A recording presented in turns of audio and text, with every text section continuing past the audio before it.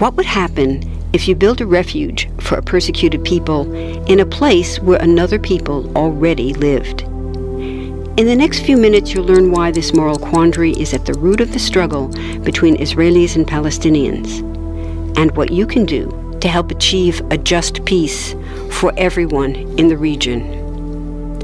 First, there are a couple of things it's helpful to understand. One, many Jews fled harsh persecution in anti-Semitic Europe, especially the Nazi Holocaust. Zionists encouraged massive immigration to historic Palestine, at that time a British colony, where Jews had an age-old connection and where small Jewish communities had long existed among larger groups of indigenous peoples. But when the UN offered the Jewish immigrants the majority of the land for a new state called Israel, for the indigenous Palestinians who lived there, it was a massive destruction of life. They rejected the UN's partition plan, and several Arab states invaded the new state of Israel. Israeli forces essentially erased over 400 Palestinian villages and towns. By the end of the fighting, Israel controlled 78% of historic Palestine.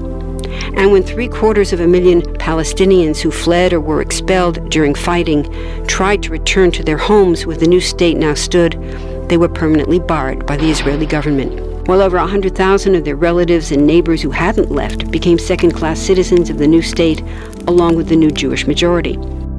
Today, Palestinian refugees and their descendants number in the millions. Most are in the Gaza Strip, the West Bank, and Jordan. Many are spread throughout the world, with millions still living in refugee camps, seeking to return to their homeland. To sum up, one group of refugees found a much-needed home, but in the process, a new group of refugees was created. Here's the second thing to understand. Israel was founded as a Jewish state. But now ask yourself, what exactly does that mean? People had lots of ideas about what a Jewish state should look like. Some called for equality for all citizens. But what was created, in practice, was institutional discrimination against non-Jews.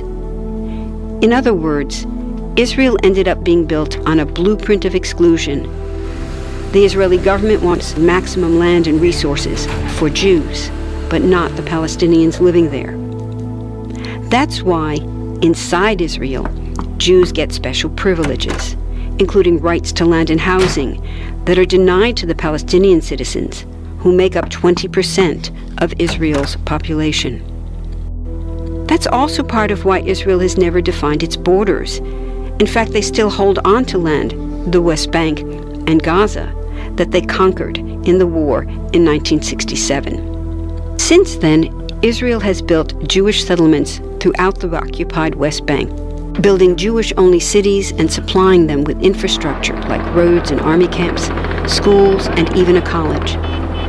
Military occupations are meant to be temporary, but after 40-plus years, this one looks permanent and entirely unjust.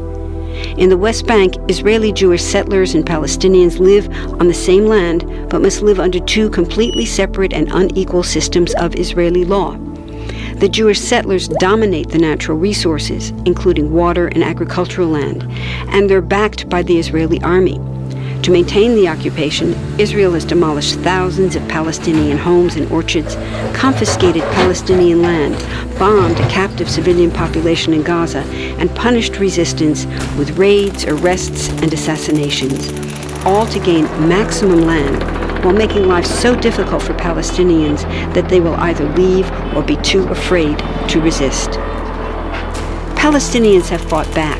For decades, they tried to achieve national liberation through armed struggle. Some groups still do.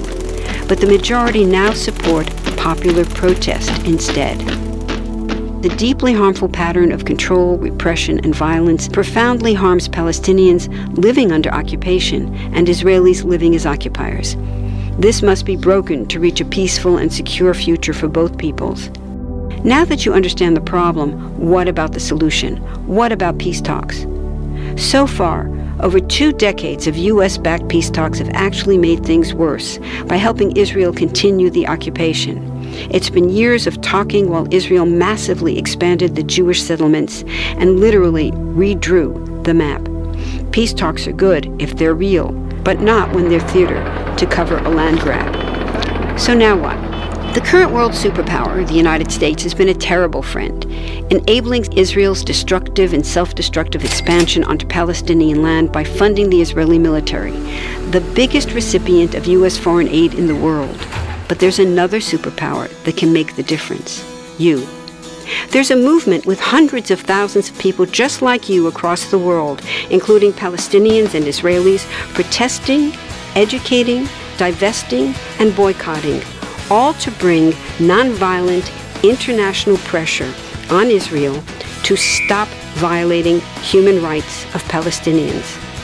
Throughout history, where governments have failed to push for justice, people just like you, like us, have taken the lead and won. Now it's the Palestinians' turn for freedom and justice. We can pressure Israel to end the occupation and the discrimination. We want all people, Jews and Palestinians, to have equality, human rights, and democracy. We can change history. Join us.